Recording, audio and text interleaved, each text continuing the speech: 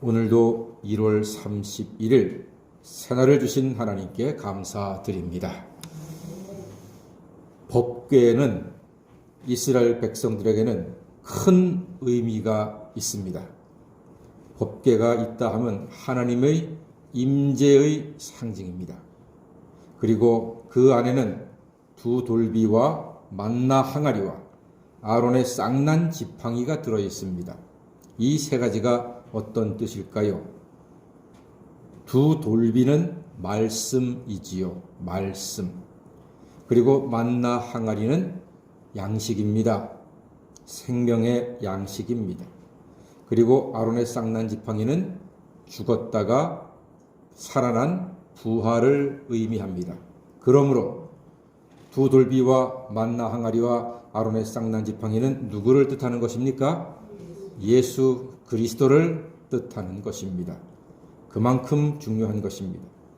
이스라엘이 행진할 때 항상 맨 앞에서 제사장들이 법궤를 어깨에 메고 백성들을 인도했습니다. 즉 예수님 따라 살라는 말입니다. 말씀 따라 살라는 말입니다.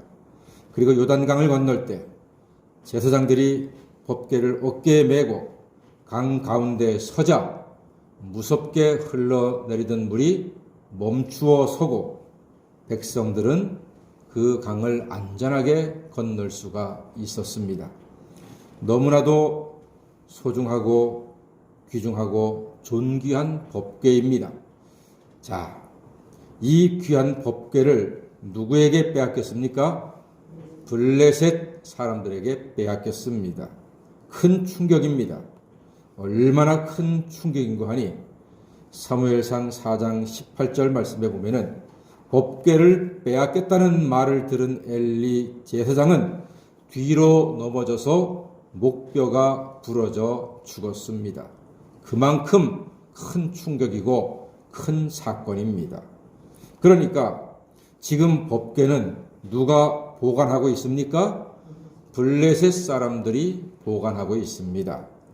자, 2절 말씀해 보니까 그들은 법궤를 자기들의 신 다곤 신전에 들여보내서 다곤 신 곁에 세워두었습니다.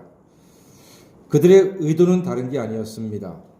하나님보다 자기들의 신인 다곤이 더 강한 신이라 하는 것을 보여주기 위해서 하나님의 임재의 상징인 법궤를 빼앗아다가 우리가 이겼다. 우리 신이 더 세다. 우리가 더 복되다. 이것을 나타내기 위해서 다곤 신전 옆에다가 하나님의 법궤를 가져다가 두었습니다. 자, 과연 그러할까? 결과가 기대가 됩니다. 자, 개봉박두 과연 어떤 결과가 펼쳐질 것인가 흥미진진합니다. 여러분, 하나님과 다곤 중에서 누가 더 셉니까? 결과를 보니까 3절 한번 보겠습니다. 뭐라고 되어 있습니까? 3절 말씀입니다. 시작. 아스돗 사람들이 이튿날 일찍이 일어나 본즉 다곤이 여호와의 궤 앞에서 엎드러져 그 얼굴이 땅에 닿았는지라. 그들이 다곤을 일으켜 다시 그 자리에 세웠더니 누가 이겼습니까? 하나님이 이겼습니다. 아침에 일어나니까 세상에 다곤이 엎드러져서 하나님의 궤 앞에 머리를 박고 절하고 있습니다. 누가 다곤을 눕혔습니까? 저는 아닙니다. 하나님이 눕히셨습니다. 하나님이 법궤 앞에 하나님의 상징 앞에 다곤신을 엎드려뜨렸습니다. 자, 그랬더니 4절에 일으켜 세웠습니다. 이렇게 세웠더니 이번에는 더 심각한 일이 일어났습니다. 4절 말씀 보니까요. 이번에는 얼굴이 땅에 닿았고 그 머리와 손목이 끊어져서 문지방에 있고 다곤은 몸뚱이만 남았다 그랬습니다. 아주 처절한 모습입니다. 자기들이 기대하고 의지했던 믿었던 다곤신이 머리도 떨어지고 손목도 끊어지고 몸뚱어리만 남아가지고서 덩그러니 누워 있는 것입니다. 게다가 6절 말씀 보니까요, 여호와 하나님께서 아스돗 사람들에게 독한 종기의 재앙으로 그 지역을 치셨다, 이렇게 말씀하고 있습니다. 자, 아스돗 사람들이 이를 보고 뭐라고 합니까? 7절 말씀 보니까요, 한번 그들의 부르짖음을 읽어볼까요? 7절입니다. 시작. 아스돗 사람들이 이를 보고 이르되 이스라엘 신의 괴를 우리와 함께 있지 못하게 할지라 그의 손이 우리와 우리 신 다곤을 친다. 예, 치워달라는 거예요. 제발 저 여호와의 괴를 치워달라. 제발 좀 치워달라. 그의 손이 우리와 우리의 신 다곤을 치고 있다. 이렇게 이야기합니다. 와, 지금 보니까 블레셋 사람들이 제대로 보고 있나요? 보고 있지 않나요? 제대로 보고 있지요? 여호와의 손이 우리와 우리 신 다곤을 친다. 제대로 보고 있습니다. 누가 누구를 쳤습니까? 하나님이 다곤을 쳤습니다. 자, 여기서 정상적인 사람이라면 어떻게 해야 합니까? 하나님을 믿으면 그만입니다. 자기들 입으로 고백했잖아요. 이스라엘의 신 하나님의 손이 우리와 우리 신 다곤을 친다. 그러면 누가 이긴 거예요? 하나님이 이긴 거잖아요. 그러면 다곤 신을 버리고 자기들은 하나님을 믿으면 되는 거 아닙니까? 그래요, 안 그래요? 예, 너무나도 당연한 이야기니까 대답하기도 짜증나지요. 하나님이 이겼으면 하나님을 믿으면 되잖아요. 그런데 이 바보들이 어떻게 하는지 아세요? 8절 말씀 보니까 괴를 가드로 옮겨버립니다. 자기들 눈에 안 보이게 치워버리는 거예요. 그랬더니 9절 말씀 보면은 더 큰 환란이 그들에게 일어났다고 했습니다.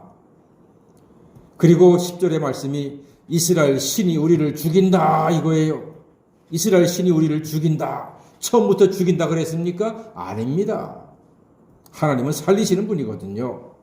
그럼 어떻게 하면 됩니까? 고무신 거꾸로 신으면 되는 거예요. 다곤신을 버리고 하나님으로 갈아타면은 만사가 형통할 일입니다. 그런데 이 미련하고 무식하고 한심한 사람들이 자기들 입으로 하나님이 이겼다. 하나님이 더 능력이 있다. 하나님이 살아계신다. 고백을 하고서도 하나님을 안 믿으니 세상에 이렇게 미련하고 한심한 사람들이 어디에 있습니까? 그런데 안타깝게도요, 지금도 그런 사람들이 세상에 많이 있습니다. 날씨가 추워. 날씨가 더워. 꽃이 너무 이쁘다. 하늘이 너무 아름답다. 바람이 너무 시원하다. 비가 내리니까 너무나 좋다. 저 나무들이 울창한 숲을 보니까 너무나 황홀하다. 기분 좋다. 저 넓은 바다 많은 물고기가 신기하다. 저 하늘의 해와 달과 별이 어쩌면 저렇게 아름다운가. 이렇게 말을 하면서도 하나님을 믿지 못하는 사람들이 훨씬 더 많단 말입니다. 다곤신을 엎드러뜨린 하나님을 직접 보는 것과 이 세상에서 세상을 창조하시고 주관하시는 하나님을 보는 것과 달라요? 똑같아요? 똑같은 거잖아요. 똑같이 하나님의 살아계신 걸 보는 거잖아요. 그런데 왜 그들은 믿지 못합니까? 안타까운 일이 아닐 수가 없습니다. 사랑하는 여러분, 하나님은 창조주요, 하나님은 능치 못함이 없는 분이시요, 하나님은 믿는 사람을 다 구원하시며 하나님을 의지하는 사람을 도와주시는 전능하신 여호와 하나님이신 줄 믿습니다. 그러므로 우리 일생 동안 오직 하나님만을 경배하고 찬양하고 의지하는 하나님의 자녀가 다 되시기를 주의 이름으로 간절히 축원합니다. 아멘. 기도하겠습니다.